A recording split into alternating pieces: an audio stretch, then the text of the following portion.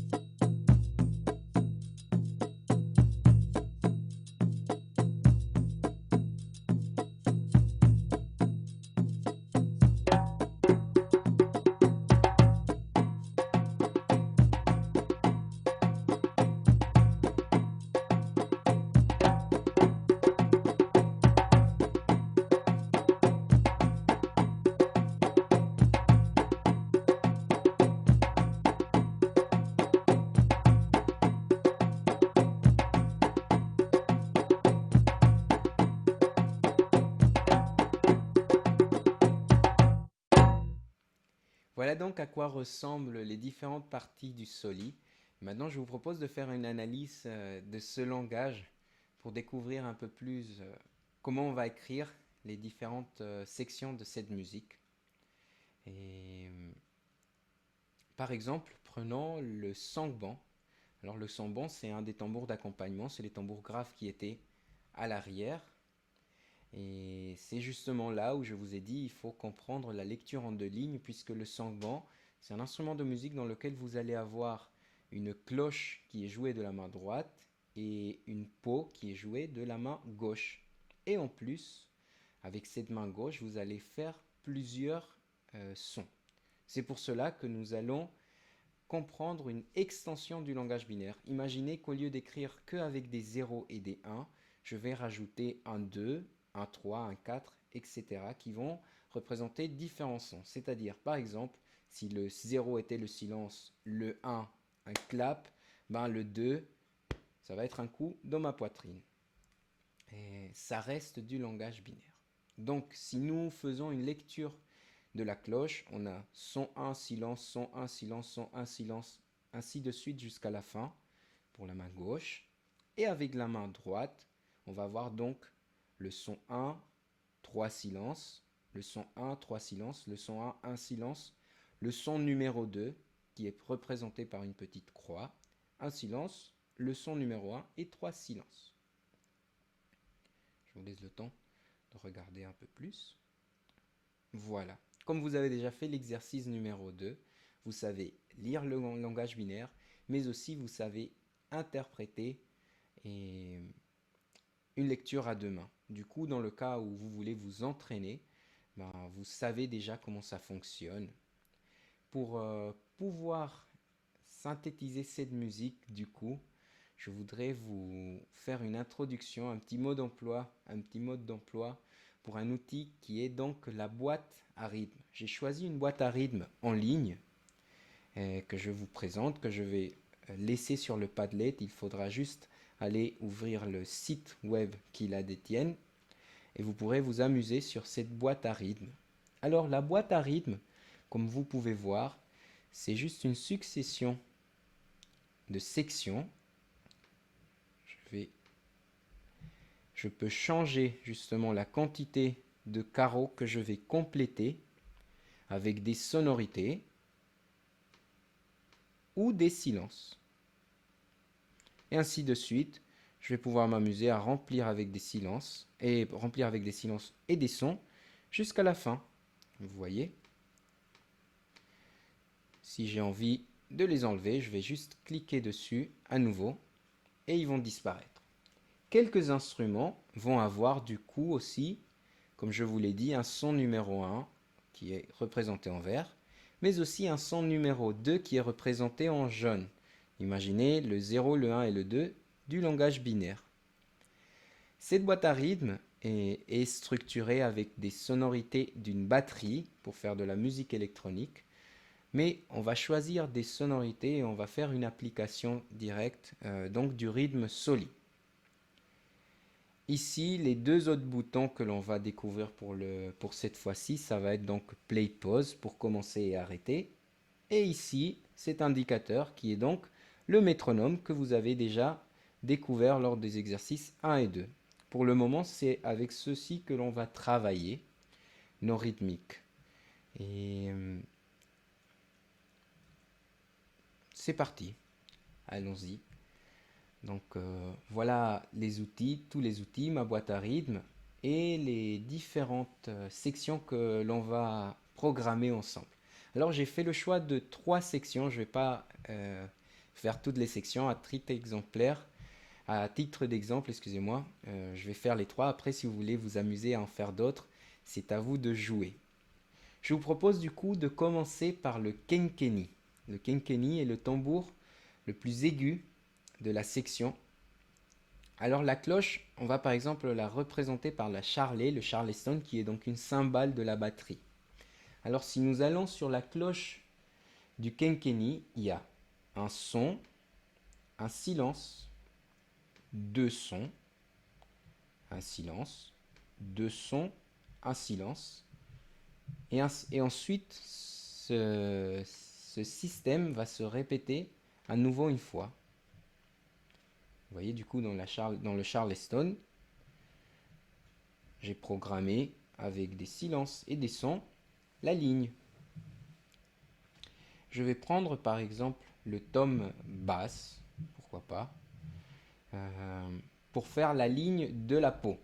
Alors si vous voyez, je vais juste faire un son, ensuite il y a 5 silences, un son, un silence, un son.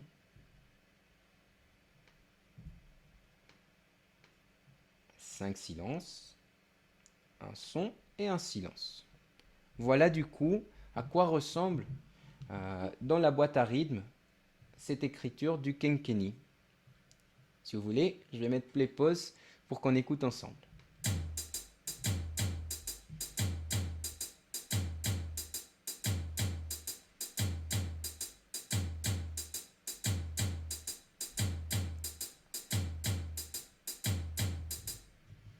Voilà, c'est aussi simple que de remplir des caisses avec mon langage binaire et je peux déjà synthétiser la partition que j'ai. Allons aussi, on va faire le sangban si vous voulez. Donc je vais prendre encore un charleston qui est une sonorité aiguë pour simuler la cloche et je vais tout simplement copier le langage binaire, son, silence, ainsi de suite jusqu'à la fin. Je vais prendre le tom, vous vous rappelez que j'avais des couleurs vert et jaune, puisque pour le sangban, vous allez avoir deux notes, un cercle et une croix. Alors le cercle va être un son ouvert, c'est-à-dire que je frappe ma peau et on va la laisser vibrer, alors que la petite croix va être un son fermé. Je vais frapper ma peau et je vais laisser coller la baguette pour éteindre le son. Je vais juste copier du coup ma construction sur la deuxième ligne. Et voilà donc à quoi ressemble cette écriture en deux lignes du sangbon avec le deuxième son en jaune. Si vous voulez, c'est parti pour l'écoute.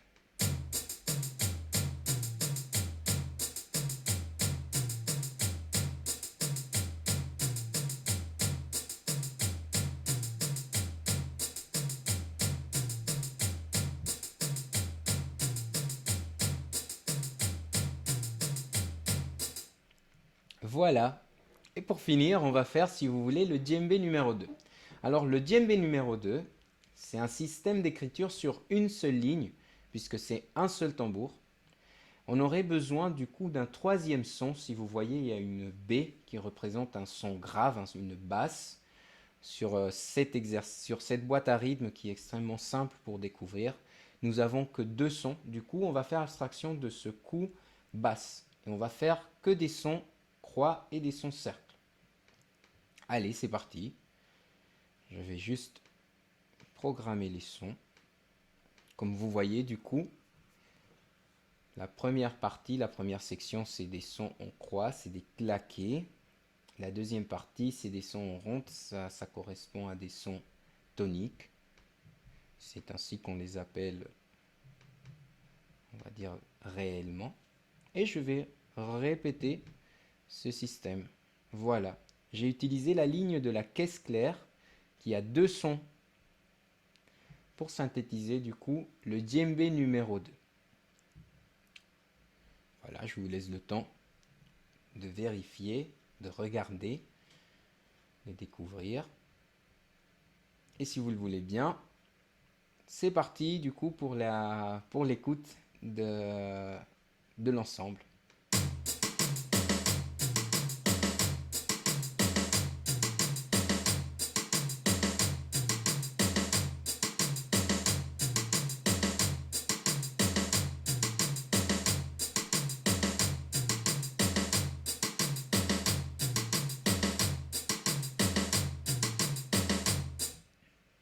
Voilà donc à quoi ressemble une boîte à rythme et la synthétisation ou la programmation des différents éléments pour une rythmique de tradition orale. J'espère que ça vous a plu cette deuxième partie du cours avec des applications réelles de ce système. Et je vous attends du coup pour une troisième partie et pour un exercice numéro 3 sur cette deuxième section du langage binaire. Bonne musique à tous et à très très vite.